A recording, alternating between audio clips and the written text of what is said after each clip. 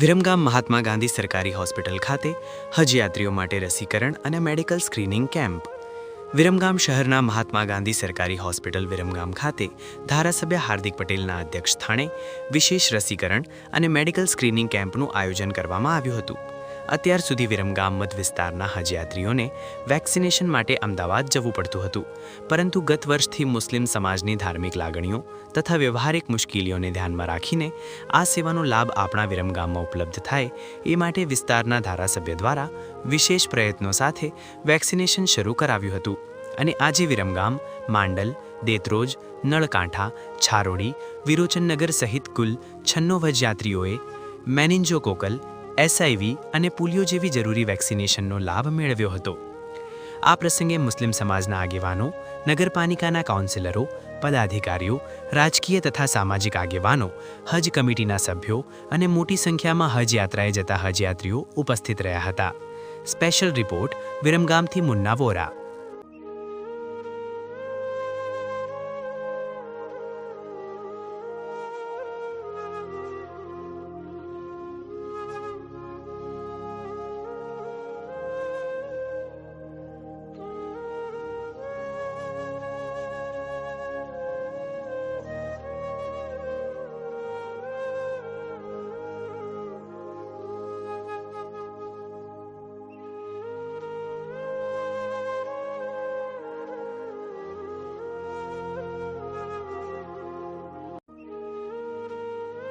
આયોજનની અંદર આપ સૌ ઉપસ્થિત રહ્યા છો અને આપ જે યાત્રાના માધ્યમથી જીવનમાં, મને ઘણા બધા અમારા મુસ્લિમ મિત્રો કહેતા હોય છે કે યાત્રા પછી ઘણો બધો બદલાવ જીવનમાં આવી જતો હોય છે.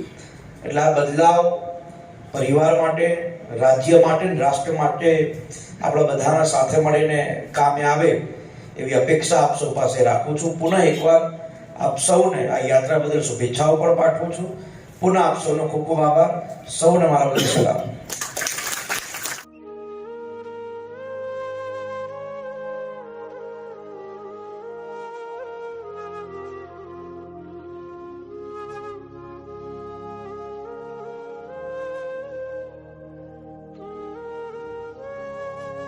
એ તમારું સ્ક્રીનિંગ અને રસીકરણનો કાર્યક્રમ આપણે આગળ રાખેલ છે. Thank you very much.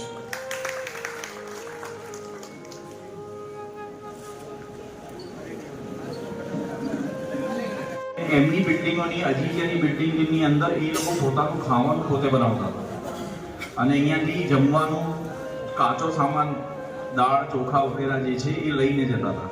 હવે આ વખતે એ લોકોએ બંધ કરી દીધું છે. કોઈ પણ બિલ્ડિંગમાં જમવાનું નહીં બનવા